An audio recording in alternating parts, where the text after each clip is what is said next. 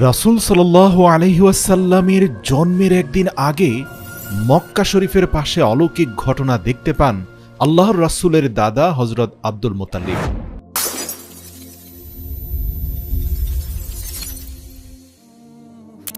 মক্কাবাসীরা তখন গভীর ঘুমে আচ্ছন্ন। আব্দুল মুত্তালিব সেদিন রাতে কাবা শরীফের ছাদের উপর দাঁড়িয়েছিলেন। হঠাৎ করে সেদিন আকাশে তিনি প্রজ্বলিত আলো দেখতে পান, যেটা আরবের পূর্ব থেকে পশ্চিম দিক সমগ্র বিশ্বে ছড়িয়ে পড়েছিল। আলোটি দেখে আব্দুল মুত্তালিব অনেক অবাক হয়ে যান। এরপর তিনি দৌড়ে নিচে চলে আসেন, খোঁজার চেষ্টা করেন কাবা শরীফের পাশে কোন ঘর থেকে এই আলোর স্ফুটন হচ্ছে। শুধু তাই নয়, তিনি মৃদু ভূমিকম্প অনুভব করেন। কাবা ঘরের ছাদ থেকে নেমে যখন তিনি কাবা ঘরের ভিতরে যান, তিনি দেখতে পান ওই আলোক বিচ্ছুরণের দ্বারা সৃষ্ট ভূমিকম্পের ফলে মক্কা শরীফের ভিতরে থাকা ৩৬০টি মূর্তির গুরুত্বপূর্ণ মূর্তিগুলো ডানে বামে হেলে পড়ে ভেঙে যাচ্ছে। এরপর তিনি কাবা ঘর থেকে বাইরে এসে দেখেন যে আবে জমজম কূপের পানি তীব্র বেগে উপরের দিকে উঠে আসছে। তখনই আব্দুল মুত্তালিব তার নিজের ঘরের দিকে চোখ পড়ে। তিনি বুঝতে পারেন এতক্ষণ ধরে যে আলোক বিচ্ছুরণ, এই সব কিছুর উৎস হচ্ছে তার নিজেরই ঘর। অবাক নয়নে তিনি এগিয়ে যান। তিনি দেখতে পান তার নিজের ঘরের ভেতর থেকে এক অদ্ভুত ধরনের নূরের আলো বের হচ্ছে, যেটা এর আগে তিনি কখনোই কোনোদিন দেখেননি। আব্দুল মুত্তালিব তখন ধীরে ধীরে তার ঘরের দিকে এগিয়ে যেতে থাকে। কাছে গিয়ে তিনি দেখতে পান যে আল্লাহর রাসূলের মাতা মা আমিনার কোলজোড়ে এক ফুটফুটে শিশুর জন্ম হয়েছে, যার শরীর থেকে প্রস্ফুটিত হচ্ছে অলৌকিক নূর, যেই নূরের আলোয় পুরো বিশ্বময় অন্ধকার দূর করে আলোক বিচ্ছুরণ ছড়িয়ে পড়েছে। এই অন্ধকার রাতে দিনের থেকে উজ্জ্বল নূর চারপাশে ছড়িয়ে পড়েছে। সুবহানাল্লাহ! এটা দেখে আব্দুল মুত্তালিবের চোখ দিয়ে পানি চলে আসে। মূলত গত কয়েক মাস ধরে তিনি সব অলৌকিক ঘটনা একের পর এক দেখতে পাচ্ছিলেন। বিশেষ করে আল্লাহর রাসূলের জন্মের ২ মাস পূর্ব থেকে মক্কা শরীফের চারপাশে আব্রাহা ঘিরে ফেলে মক্কা শরীফকে ধ্বংস করার জন্য। তার বাহিনীতে ১৩টি বড় হাতি ছিল। আব্দুল মুত্তালিব আব্রাহাকে নিষেধ করে যে তুমি কাবা ঘরকে ধ্বংস করতে যেও না, এটা আল্লাহর ঘর, এটা তোমার জন্য বিপজ্জনক হবে, এটা ধ্বংস থেকে দূরে থাকো। কিন্তু আব্রাহা তার কোনো কথাই শুনতে চাইছিল না। আব্দুল মুত্তালিব তখন তাকে বলে, তুমি যে আমার উটগুলো কেড়ে নিয়ে গেছো ২০০ উট, সেই ২০০ উট ফেরত দিয়ে দাও। এই কথা শুনে আব্রাহা অবাক হয়ে বলে, আশ্চর্য মানুষ তো তুমি! তোমাদের বংশধর না আজ শতাব্দীর পর শতাব্দী কাবা ঘরের রক্ষণাবেক্ষণ করে আসছে? আব্দুল মুত্তালিব বলল, হ্যাঁ, তা তো করে আসছি। তখন আব্রাহা বলল, তাহলে তুমি কেন আমার বিরুদ্ধে অস্ত্র ধরে যুদ্ধ করছো না? এসেছো শুধু নিজের কেড়ে নেওয়া উট ফেরত নিতে? আব্দুল মুত্তালিব বলল, দেখো, আমি উটের মালিক, আমার উট আমাকে ফেরত দাও। কাবা ঘরের মালিক তার ঘর রক্ষা করবে। এ কথা শুনে আব্রাহা তার উটগুলো ফেরত দিয়ে দিল। আল্লাহু আকবার! আর সেখান থেকে উট ফেরত নিয়ে সরাসরি কাবা ঘরে গিয়ে কাবা ঘর জড়িয়ে ধরে, হজরে আসওয়াদ জড়িয়ে ধরে আব্দুল মুত্তালিব অঝরে কাঁদতে লাগলো আর বলল, হে মালিক, আমি অসহায়, আমি ক্ষমতাহীন, সকল ক্ষমতার মালিক তো তুমি। তুমি তোমার অলৌকিক ক্ষমতা দিয়ে এই বাহিনীকে প্রতিহত করো, তোমার ঘরকে রক্ষা করো। আল্লাহ তাআলা সাথে সাথে দোয়া কবুল করলেন। আর আব্দুল মুত্তালিব এক অদ্ভুত শব্দ শুনতে পেয়ে মাথা তুলে সেই শব্দের উৎস খোঁজার চেষ্টা করল। অতঃপর দেখতে পেল পূর্ব দিক থেকে এক বিশাল পাখির ঝাঁক অগ্নিময় পাথর আঁকড়ে ধরে এগিয়ে আসছে। আব্দুল মুত্তালিব এক দৃষ্টিতে পাখিগুলোর দিকে তাকিয়েছিল আর মনে মনে ভাবছিল, এটাই হয়তো আল্লাহর কাছ থেকে প্রেরিত রহমত, যেটা আজ কাবা ঘরকে রক্ষা করবে। প্রতিটি পাখির মুখে একটা পাথরের অগ্নিগোলক, 2 পায়ে 2টি পাথরের অগ্নিগোলক ছিল, অর্থাৎ পাথরের টুকরোগুলো অগ্নির মতো জ্বলজ্বল করছিল। কিন্তু আল্লাহর কি অলৌকিক রহমত, এই অগ্নিগোলকগুলো পাখির মুখ বা পায়ের চামড়া পুড়িয়ে দিচ্ছিল না। দেখতে দেখতে আবাবিল পাখি পুরো কাবা শরীফকে ঘিরে ফেলেছে। এমনকি তারা দীর্ঘ কয়েক মিনিট পর্যন্ত সেখানে তাওয়াফ করেছে। তারপর সেখান থেকে সোজা উড়ে চলে গেল আব্রাহার হস্তি বাহিনীর দিকে। প্রিয় দর্শক, আপনাদের জানিয়ে রাখি, আজও যদি আপনি কাবা ঘরে যান, আপনি দেখতে পাবেন রাতের ৩টার পর তাহাজ্জুদের সময়ে এই সকল পাখিরা কাবা ঘরের চারপাশে উড়ে উড়ে তাওয়াফ করতে থাকে। তো যাই হোক, এখান থেকে উড়ে গিয়ে আব্রাহার হস্তি বাহিনীর উপরে সেই অগ্নিখণ্ড নিক্ষেপ করে। আল্লাহু আকবার! মুহূর্তের মধ্যে তারা ভুলুণ্ঠিত হয়ে পড়ে। পরিস্থিতি এমন হয়েছে যে প্রতিটি পাথর সৈন্যদের শরীর ভেদ করে ঢুকে যাচ্ছে। মুহূর্তের মধ্যে সকল সৈন্য মারা যায়, এমনকি আব্রাহা সেখানেই মরে ভর্তা হয়ে যায়। এই ছোট ছোট পাথর দিয়ে আল্লাহ তাআলা সেদিন ৭,০০০ আব্রাহার শক্তিশালী সৈন্যকে ভূমির সাথে মিশিয়ে দিয়েছিলেন। পবিত্র কোরআনে আল্লাহ তাআলা সূরা ফিলের মধ্যে এই বিস্তারিত বর্ণনা করে আল্লাহ তাআলা পবিত্র কোরআনে বলেন, তুমি কি দেখোনি হস্তি বাহিনীর সাথে কিরূপ আচরণ করেছিল আল্লাহ? তিনি কি তাদের চক্রান্ত নস্যাৎ করে দেননি? তিনি তাদের বিরুদ্ধে পাঠিয়েছিলেন ঝাঁকে ঝাঁকে আবাবিল পাখি। আল্লাহু আকবার। তো প্রিয় দর্শক, যেমনটা বলছিলাম, আব্রাহার হস্তি বাহিনী পরাজিত হওয়ার পর থেকে আব্দুল মুত্তালিবের অন্তর ছটপট করছিল। তিনি বুঝতে পারছিলেন কোনো বড় ধরনের কিছু ঘটতে যাচ্ছে কাবা ঘরের আশপাশে। তারপর থেকে তিনি প্রতিদিন কাবা ঘরের ছাদের মধ্যে রাত কাটাতেন। আর যখন দীর্ঘ 2 মাস পর তিনি এই প্রস্ফুটিত আলোক ছটা দেখলেন এবং দেখলেন মা আমিনার কোলজোরে এক ফুটফুটে শিশু সন্তানের জন্ম হলো, যার শরীরের ভিতর দিয়ে নূর প্রবাহিত হচ্ছে, তখন তিনি বুঝলেন যে আরবের অন্ধকার দূর করার জন্য এই সে প্রদীপ যা আজ ধরায় নেমে এসেছে। শিশু প্রিয় নবী হযরত মুহাম্মদ সাল্লাল্লাহু আলাইহি সাল্লামকে কোলে নিয়ে পরের দিন আব্দুল মুত্তালিব কাবা ঘরের সামনে চলে আসেন এবং তার নিজের প্রিয় উট জবাই করে গরিব দুঃখী মানুষদের খাবারের আয়োজন করেন। তার ছেলে আবু তালেব ছিল অত্যন্ত মহৎ হৃদয়ের। সেও আনন্দিত ছিল পিতা মরা মোহাম্মদের জন্ম নিয়ে। তাই তো নিজের আব্বাজান আব্দুল মুত্তালিবের পরামর্শ অনুযায়ী উট জবাই করে সবাইকে খাবার দাবার খাওয়ানোয় ব্যস্ত সময় পার করছিল আব্দুল মুত্তালিব। এরই মধ্যে দেখা যায় আব্দুল মুত্তালিবের বড় ভাই পবিত্র কোরআনে যার ব্যাপারে একটা সূরা নাজিল হয়েছে, তার নাম হচ্ছে আবু লাহাব। সেও আল্লাহর রাসূলের আকিকায় এসে যখন দেখল এখানে গরিব দুঃখী দুস্থ মানুষরা খাচ্ছে, সে নাক উঠিয়ে ঘেন্না প্রকাশ করে সেখান থেকে চলে গেল। আসলে আবু লাহাব অত্যন্ত অহংকারী মানুষ ছিল। প্রিয় দর্শক, আপনি জেনে অবাক হবেন, আল্লাহর রাসূল সাল্লাল্লাহু আলাইহি ওয়াসাল্লাম দুনিয়াতে আসার তথ্য ইয়াহুদীদের কাছে জানা ছিল, কিন্তু তারা অত্যন্ত কষ্ট পেয়েছে যে শেষ নবী তাদের বংশে না এসে আরব বংশে এসেছে। এর জন্য ক্রোধে ক্রোধান্বিত হয়ে যখন ইয়াহুদী পণ্ডিতরা আলোচনায় বসল, তখন তাদের মধ্যে অনেক গণক ছিল। তারা বলল যে ইতিমধ্যে শেষ নবী পৃথিবীতে এসেছে এবং তা আরবদের বংশধরের ভিতরে এসেছে বলে ধারণা, কারণ অমুক রাত্রিতে আমরা আকাশে উজ্জ্বল আলোক বিচ্ছুরণ দেখেছি কাবার আশপাশে। ইয়াহুদীরা একসাথে বসে এসব কথা বলছিল, আর এই জন্যই তারা উঠে পড়ে লাগে টাকা পয়সা খরচ করে তাদের অনেক লোককে আরবের ভিতরে ছড়িয়ে দেয়, যাতে নবুয়াতের সিলমোহর পিঠের সেই চিহ্নকে দেখে সেই শিশুকে কিনে আনতে পারে, যাতে সেই শিশুকে ইয়াহুদীরা নিজেদের দলে ভিড়িয়ে নিতে পারে। যারই ধারাবাহিকতায় অনেক আরব মহিলারা টাকার বিনিময়ে ইয়াহুদীদের এজেন্ট হিসাবে মক্কার প্রতিটা ঘরে ঘরে গিয়ে আল্লাহর রাসূল সাল্লাল্লাহু আলাইহি সাল্লামের খোঁজ করতে থাকে। বিশেষ দাগের মাধ্যমে শিশু নবীজিকে তারা খুঁজে বের করার আপ্রাণ চেষ্টা চালায়।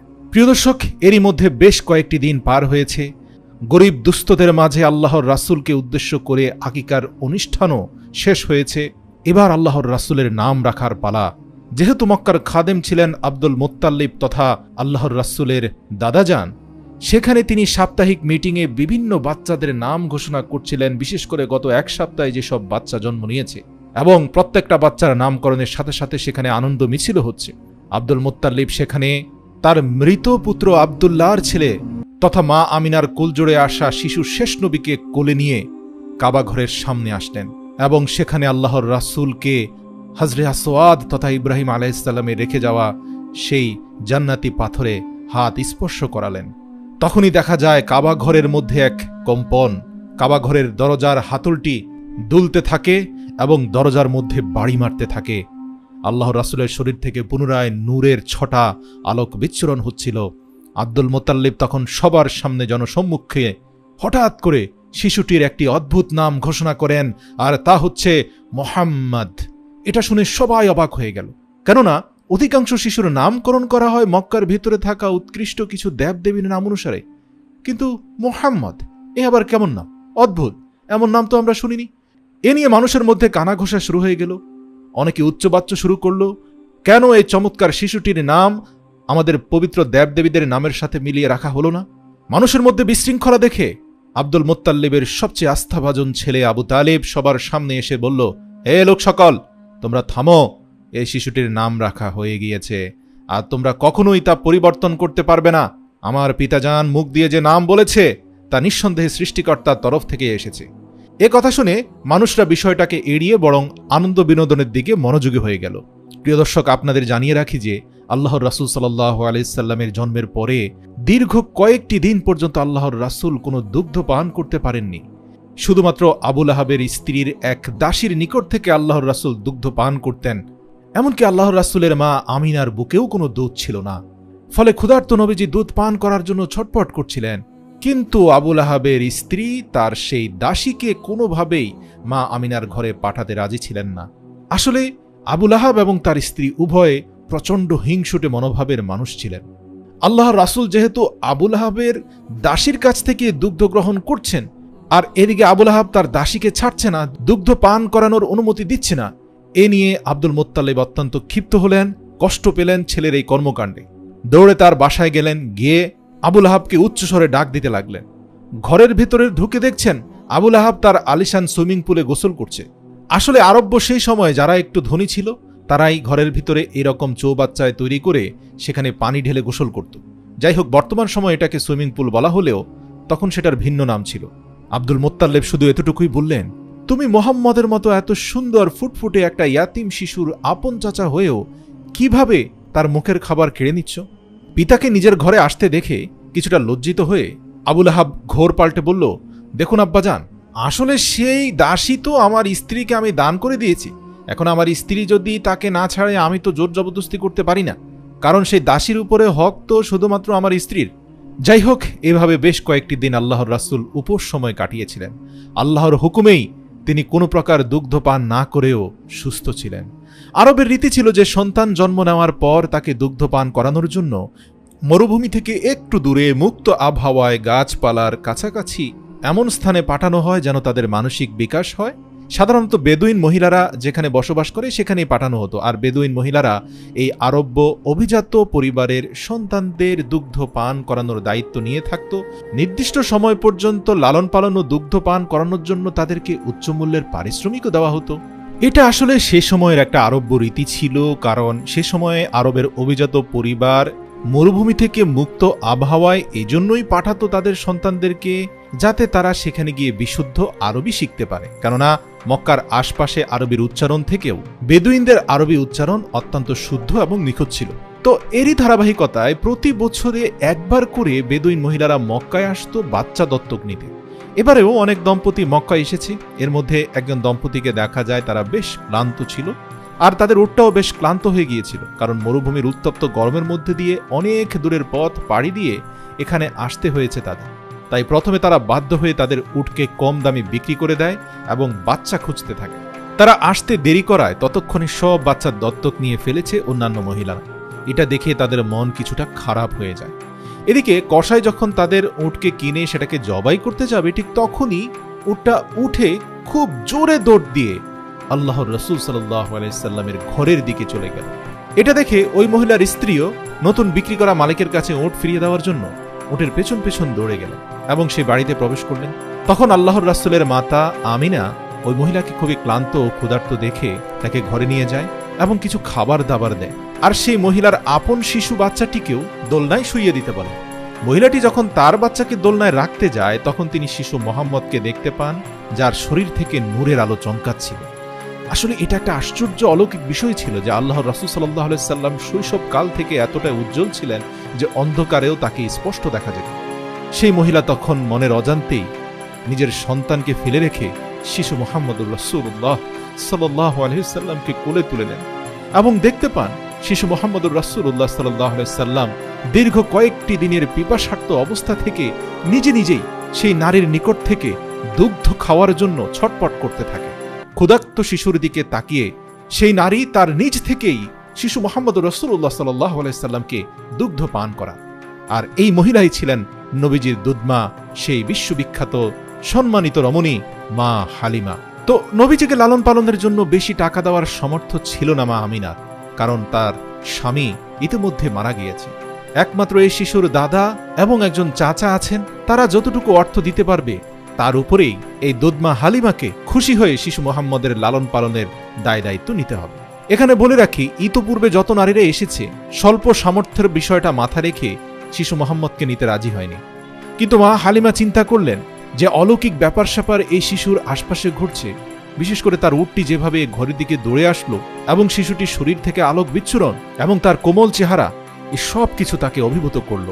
স্বামীর সাথে পরামর্শ করে এই শিশুকে কোনো প্রকার অর্থনৈতিক চুক্তি ব্যতীতই লালন পালনের দায় দায়িত্ব নিতে রাজি হয়ে গেল। সুবহানাল্লাহ। তারা জানতো এই শিশুর লালন পালনের জন্য যত অর্থ তাদের খরচ হবে সে অনুযায়ী তারা হয়তো পারিশ্রমিক পাবে না, কিন্তু তারপরেও শিশুটির প্রতি ভালোবাসা থেকেই তাকে নিজেদের সাথে নিয়ে যাওয়ার সিদ্ধান্ত নিল। তবে মা আমিনার কাছে 2টি উট এবং একটি গাধা ছিল। 2টি উট এবং একটি গাধা মা হালিমাকে দিয়ে দেওয়া হয়েছিল। এছাড়া কোনো নগদ অর্থ দিতে পারেনি। মা হালিমা অত্যন্ত খুশি মনে সে 2টি উট এবং গাধা নিলেন এবং মা আমিনার প্রতি কৃতজ্ঞতা প্রকাশ করেই নিজেদের এলাকার দিকে ছুটলেন। নিজেদের এলাকায় পৌঁছে মা হালিমা দেখলেন সেখানে তীব্র রহমতের বৃষ্টি শুরু হয়েছে, অথচ গত 10 বছর ধরে এই অঞ্চলে কোনো বৃষ্টি বাদল হচ্ছে না বলে মানুষের জীবনযাত্রা কঠিন হয়ে পড়েছিল। অথচ আল্লাহর রাসূলের আগমনের সাথে সাথে দীর্ঘ 10 বছর পরে মুষলধারে বৃষ্টি হয় এবং পর্যাপ্ত ফলন হতে থাকে সেই অঞ্চলে। পাশাপাশি নবী আসার পর থেকে দুধমা হালিমার ঘর যেন আল্লাহর রহমতে ভরে গিয়েছে।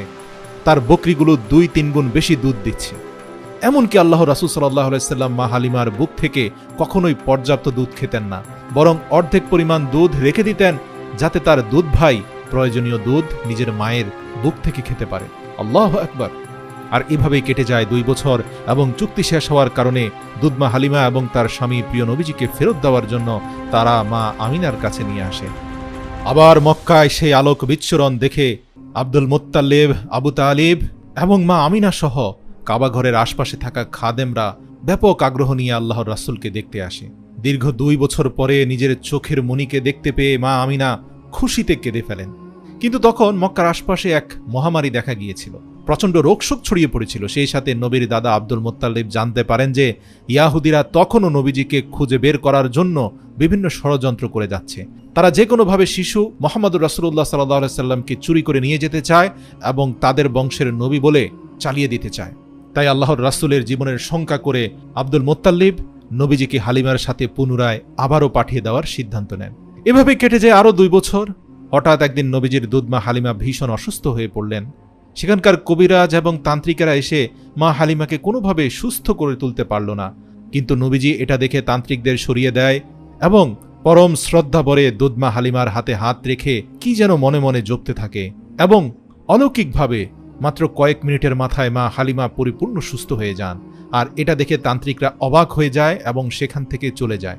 তবে তান্ত্রিকরা বুঝে গিয়েছিল ইনি শেষ নবী, কারণ এত অলৌকিক ক্ষমতা কোনো তান্ত্রিকের থাকতে পারে না। তারা দ্রুত গিয়ে ইয়াহুদি পণ্ডিতদেরকে আল্লাহর রাসূলের এই বর্তমান অবস্থান সম্পর্কে জানিয়ে দেয়। ফলে নবীজিকে নেওয়ার জন্য শত্রুরা বিভিন্নভাবে হালিমার ঘরে আক্রমণ শুরু করে। আর এ থেকে হালিমা এবং তার স্বামী নবী সাল্লাল্লাহু আলাইহি সাল্লামকে রক্ষা করার জন্য খারাপ কিছুর আশঙ্কা থেকে মক্কার একটি পাহাড়ের উদ্দেশ্যে রওনা হয়। তবে এবার বিদায় নেওয়ার সময় দুধমা হালিমা কান্নায় ভেঙে পড়ে। নবীর দাদা এই খবর জানতে পেরে নবীজির কাছে চলে আসেন আর হালিমাকে সান্ত্বনা দেন এবং বলেন, তুমি যা করেছ তার জন্য তুমি সৃষ্টিকর্তা মহান প্রভুর কাছে অনেক রহমত পাবে। তবে এখন তোমাকে মুহাম্মদের মায়া ছাড়তে হবে, কারণ মুহাম্মদের শত্রুদের সংখ্যা বেড়েই চলেছে। প্রিয় দর্শক, বলে রাখি সেই সময় ইয়াহুদিরা প্রতিদিনই কোনো না কোনো কূটকৌশল করত মুহাম্মদুর রাসূলুল্লাহকে কবজা করার জন্য।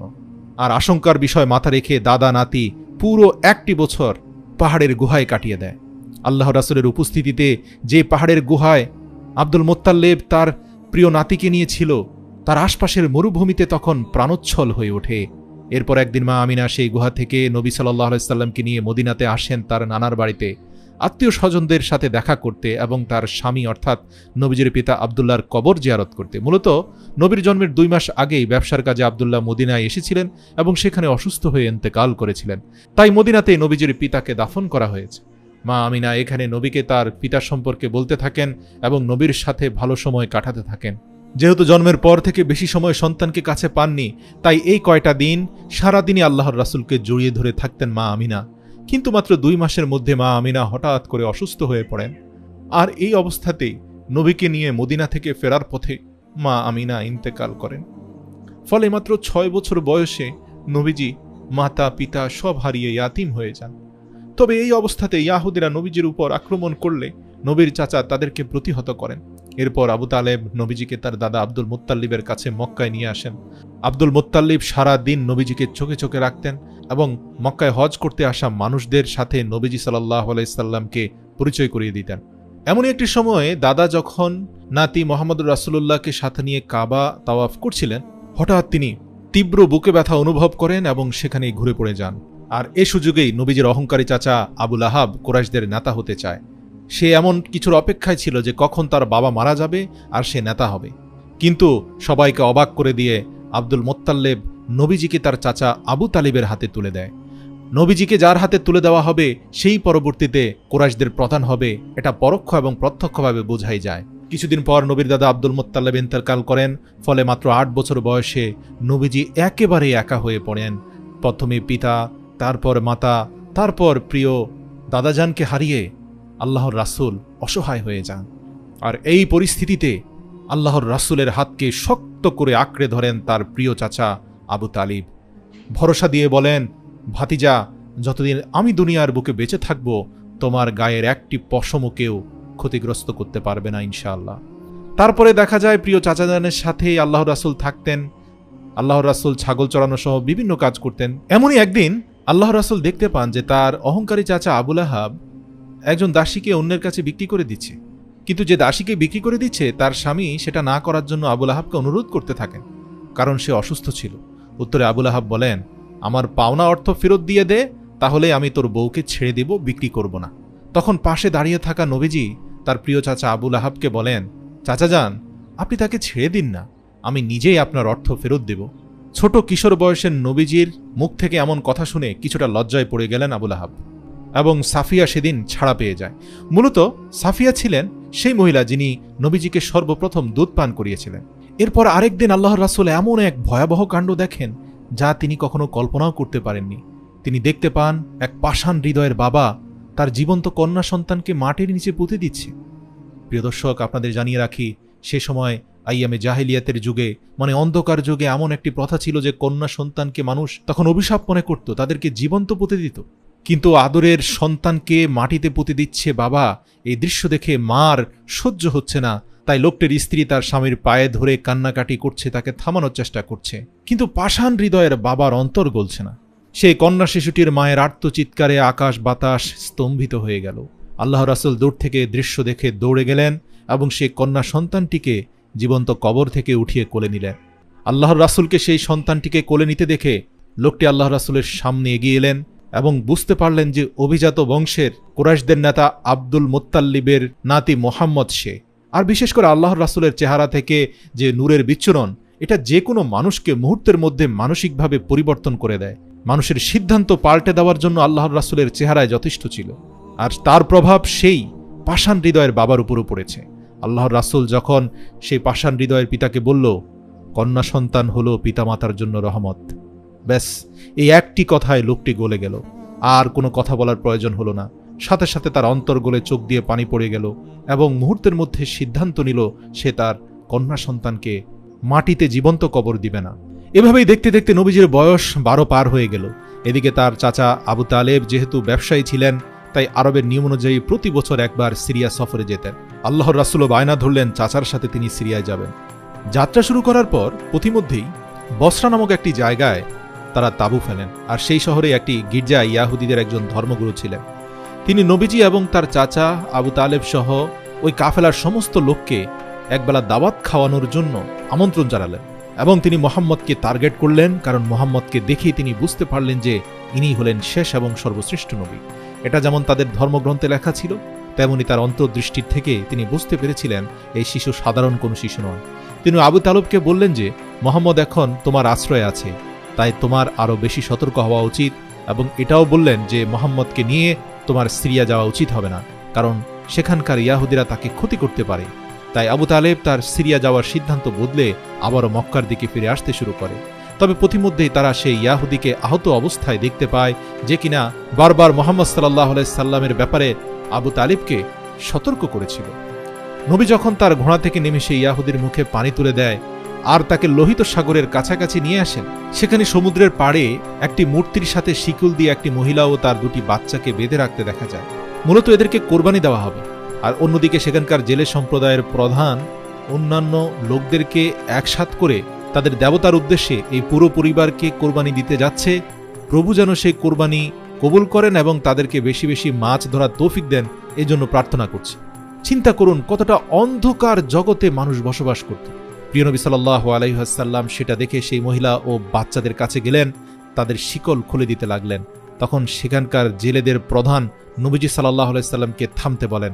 আল্লাহর রাসূল না থামায় তারা সশস্ত্রভাবে আল্লাহর রাসূলকে আক্রমণ করতে আসে, আর তখনই সমুদ্র থেকে একটা তীব্র ঢেউ এসে আছড়ে পড়ে উপকূলে। কিন্তু ঢেউটা এমনভাবে আসলো যে সে তিনজন বন্দী এবং আল্লাহর রাসূলের কোনো ক্ষতি হলো না। ঠিকই আক্রমণকারী জেলে সম্প্রদায়ের প্রত্যেকে ঢেউয়ের উপর আছড়ে পড়ে ক্ষতবিক্ষত হয়ে গেল। এমনকি সে ঢেউয়ের চোটে সেই মূর্তিও ভেঙে পড়ল। পরিস্থিতি দেখে সেখানকার পূজারীরা ভয়ে আতঙ্কে ঘরের ভিতরে চলে যায়। কিছুক্ষণ পরে সেই ঢেউ থামার পরে দেখা যায় প্রচুর মাছ সমুদ্রের ধারে এসে জমা হয়েছে। এটা দেখে সেই পূজারীরা বুঝতে পারে মূর্তি ভাঙার পরে যখন এত মাছ এসেছে আর এই শিশু এদেরকে মুক্ত করে দেওয়ার পরে এত মাছ এসেছে, তার মানে এর মধ্যে কল্যাণ আছে। তারা দ্রুত সেই মাছগুলো ধরতে থাকে, আর দূর থেকে এসব দৃশ্য দেখে সেই ইয়াহুদি লোকটি নিজের ধারণার উপরে আরো সুপ্রতিষ্ঠিত হয়ে যায়। আসলে আল্লাহ পাকের কাছে এটা নবীর দোয়া ছিল। প্রিয় দর্শক, এই ঘটনার শেষ দৃশ্যে দেখা যায় আবু তালিব বৃদ্ধ হয়ে গিয়েছে, আর তিনি কাবার সামনে দাঁড়িয়ে মক্কার সমস্ত লোককে আহ্বান করছে কোনো রকম দ্বন্দ্ব বিবাদ ছাড়া তারা যেন সৃষ্টিকর্তার উপাসনা করে, শান্তিপূর্ণ জীবনযাপন করে, পরস্পর রক্তপাত না করে। কিন্তু তখনও সেখানকার কিছু নেতারা আবু তালেব এবং হযরত মুহাম্মদ সাল্লাল্লাহু আলাইহি সাল্লামকে মিথ্যা প্রমাণ করতে চায়। প্রিয় দর্শক, তখনও কিন্তু আল্লাহর রাসূলের উপরে পবিত্র কোরআন নাজিল হয়নি। তখন আল্লাহর রাসূল সাল্লাল্লাহু আলাইহি সাল্লামের বয়স ছিল মাত্র 25। আপনাদেরকে জানিয়ে রাখি, এটা সেই সময় ছিল যখন আল্লাহর রাসূল সাল্লাল্লাহু আলাইহি সাল্লামের নুরানি চেহারা, তার মাধুর্যপূর্ণ ব্যক্তিত্বে অভিভূত হয়ে তার প্রতি আকৃষ্ট হতে থাকেন মক্কার এক ধনাঢ্য ব্যবসায়ী নারী, যার নাম খাদিজাতুল কুবরা।